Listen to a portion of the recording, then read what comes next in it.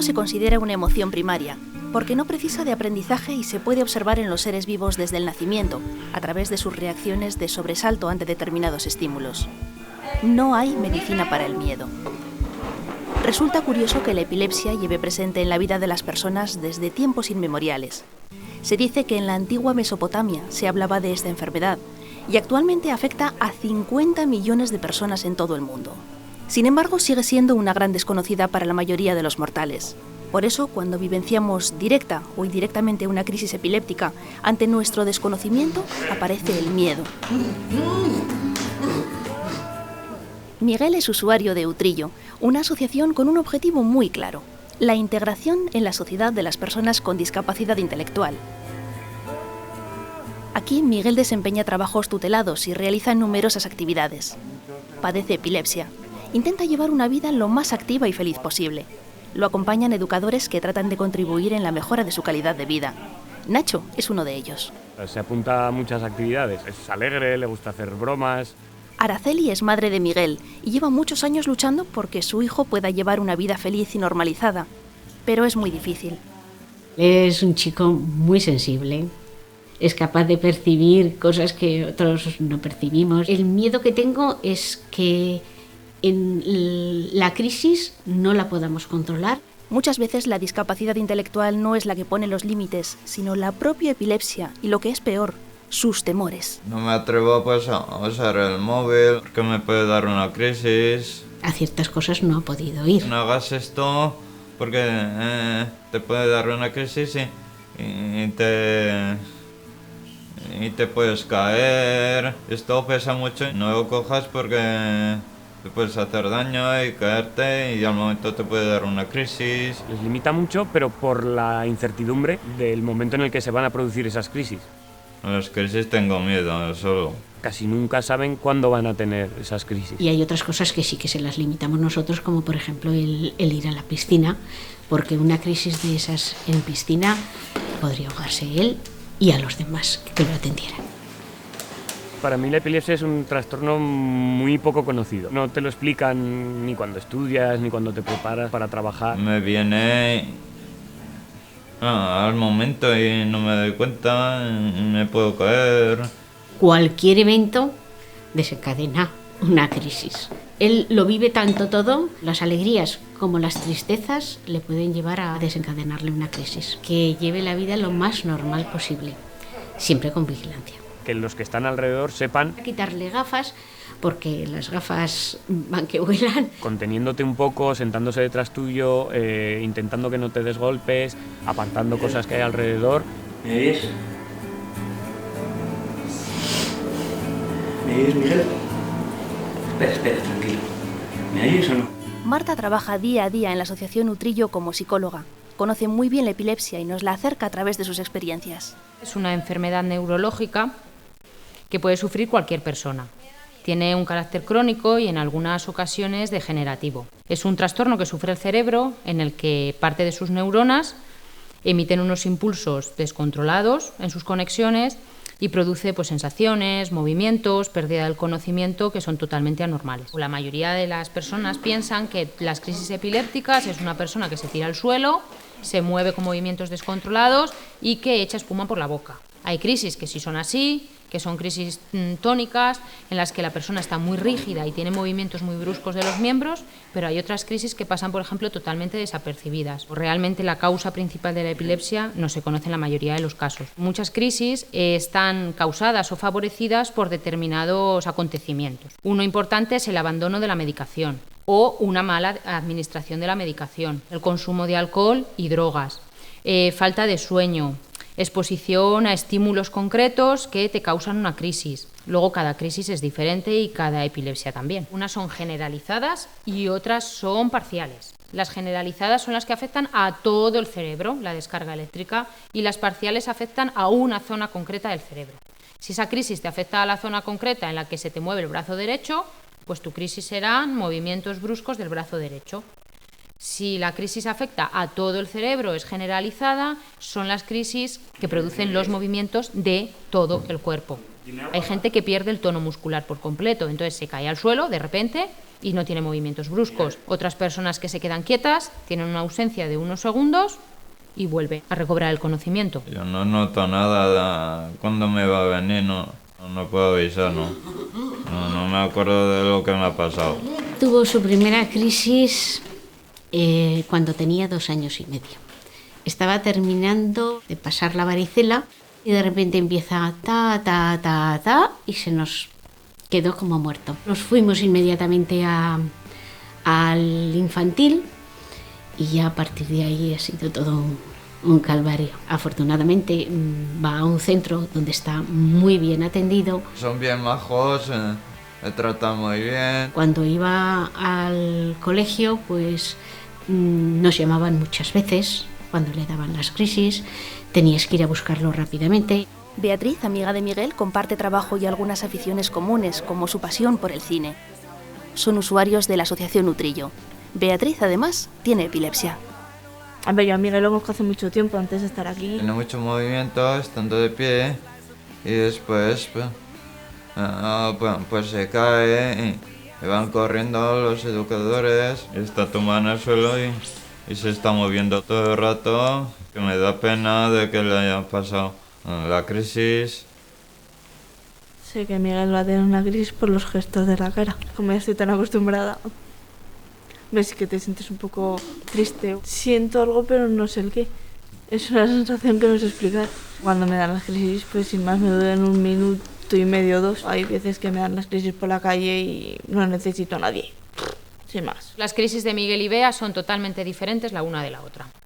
Las crisis de Miguel son crisis mucho más bruscas, más inesperadas, más repentinas, en las que tiene movimientos de los brazos y de las piernas muy fuertes, en las que descarga muchísima energía.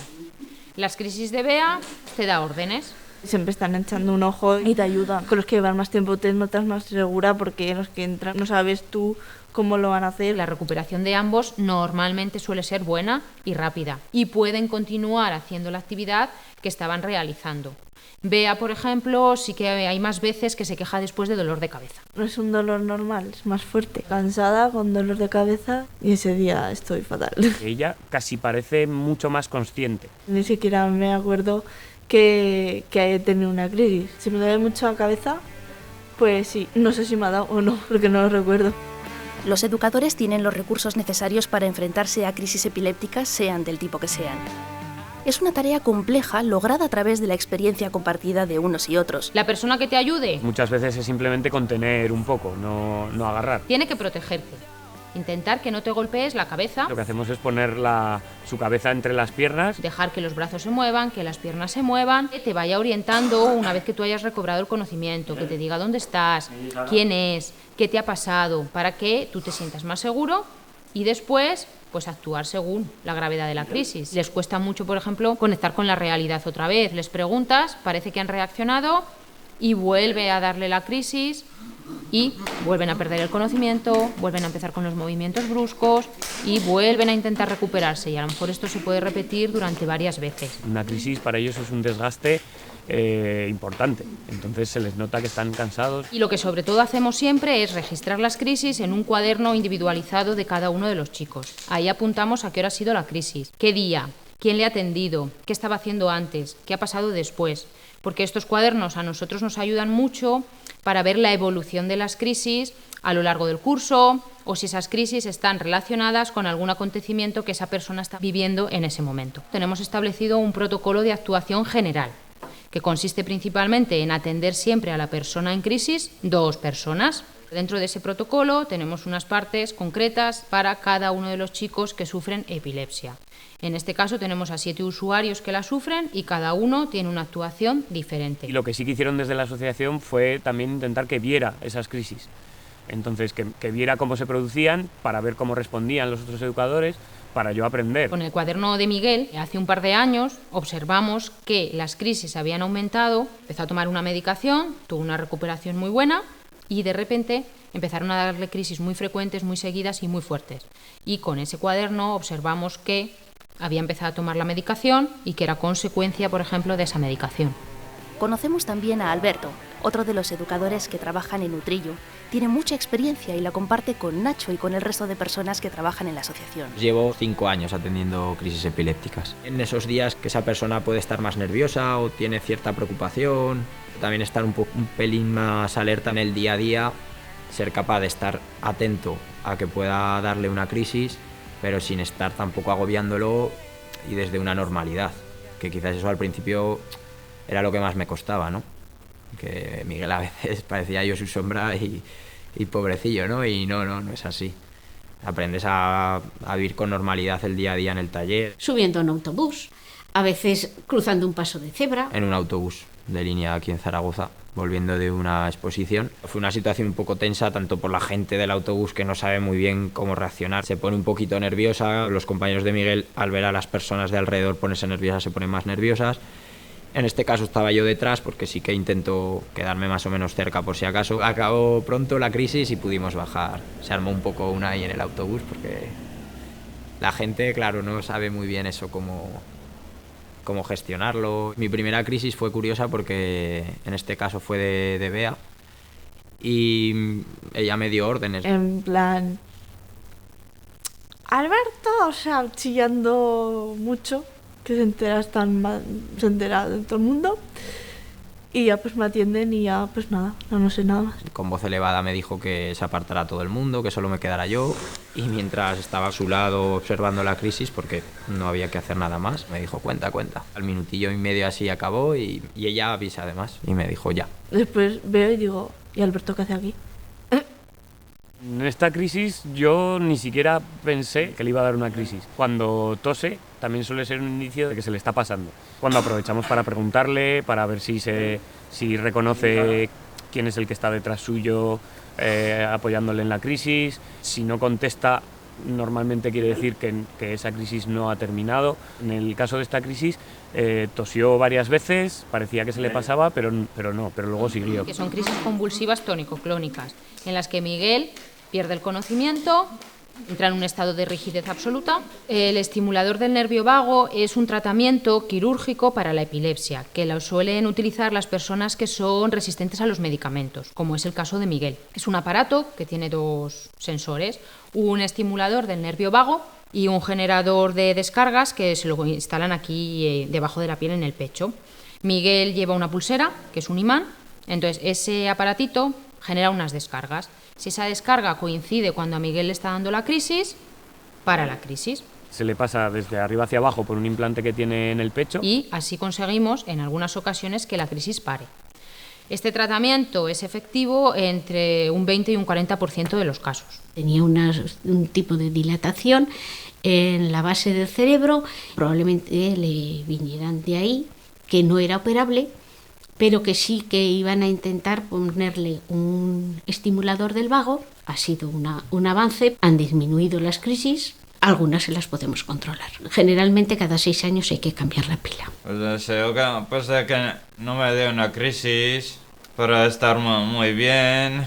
Me canso de tanta crisis, quiero que se me quiten. Y no hay de ninguna manera. Con toda la pastilla que tengo y tanto de todo, no me hacen nada. Es fármaco resistente, no hay ninguna que le funcione bien. Me jode que me den crisis y punto. Se ha comprobado que en algunas formas específicas de epilepsia, el tratamiento psicológico contribuye al control de las crisis e incluso a la curación del enfermo. Pues las personas con epilepsia aquí en el centro no siguen un tratamiento psicológico específico como tal para tratar su enfermedad.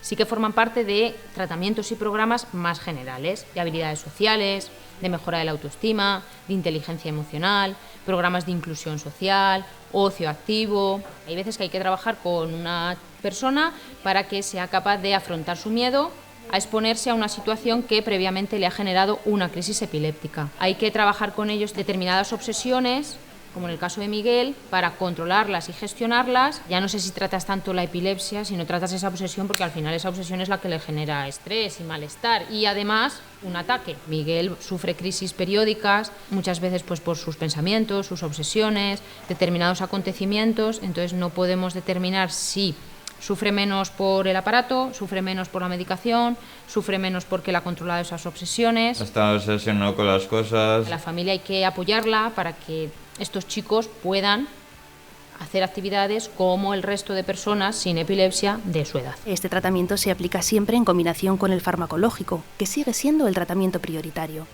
En las crisis reflejas, que son generadas por estímulos muy específicos. Son más raras este tipo de crisis, imágenes, luces, flashes de las cámaras. Esa persona, cuando está expuesta a ese estímulo, le puede provocar la crisis por música, por sustos y por ideas recurrentes y pensamientos obsesivos que al final pueden generar y desencadenar en una crisis epiléptica. El tratamiento quirúrgico de la epilepsia queda reservado a los casos intratables. La razón de ello es que existe un gran riesgo de que el paciente quede con graves secuelas neurológicas, entre las que se destacan posibles alteraciones motoras y trastornos del lenguaje. Para mí lo más duro ha sido su primera crisis y el asumir que la medicación no funciona y que tenemos que seguir llevándola. Encontrar el punto medio entre cuidado y autonomía no siempre resulta sencillo. Intentando ir los tres siempre y luego en casa pues las puertas siempre abiertas, a cualquier ruido que oímos. Miguel, por ejemplo, bañarse, hay que estar muy pendiente porque le han dado muchas crisis en la ducha. También le han dado muchas crisis comiendo. Él no ha podido llevar una vida normal. Nunca he tenido una lesión durante una crisis. Alguna pequeña contractura, sí que alguna vez que su cabeza pues te golpea por los movimientos, nada grave. Plantearte, hoy podemos hacer esto y se hace. Y hacemos planes y se pueden deshacer pues con toda la facilidad del mundo.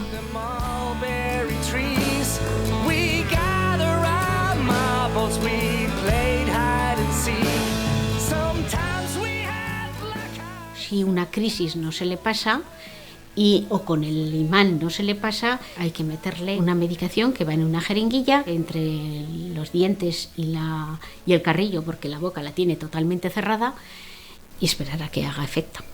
Siguiendo en el marco de romper falsos mitos, diversos estudios han demostrado que no hay relación causal entre el padecimiento de la epilepsia y la conducta agresiva o antisocial. Por otra parte, desde la perspectiva psicológica, debemos cuidar las relaciones afectivas. Si estas son importantes en cualquier grupo, mucho más en familias en las que se dan trastornos relacionados con la epilepsia. De igual modo, debe existir un acuerdo entre familiares y educadores que garantice un trato adecuado a las circunstancias de cada persona. Y si es posible, alejarnos de la sobreprotección. No se van a tragar la lengua nunca. Lo que sí que hay que hacer es poner a la persona en una posición de seguridad, si es posible, tumbada. Principalmente la de meterles algo en la boca. Esa nosotros nunca, además no sé cómo les van a poder meter, porque mi hijo es imposible.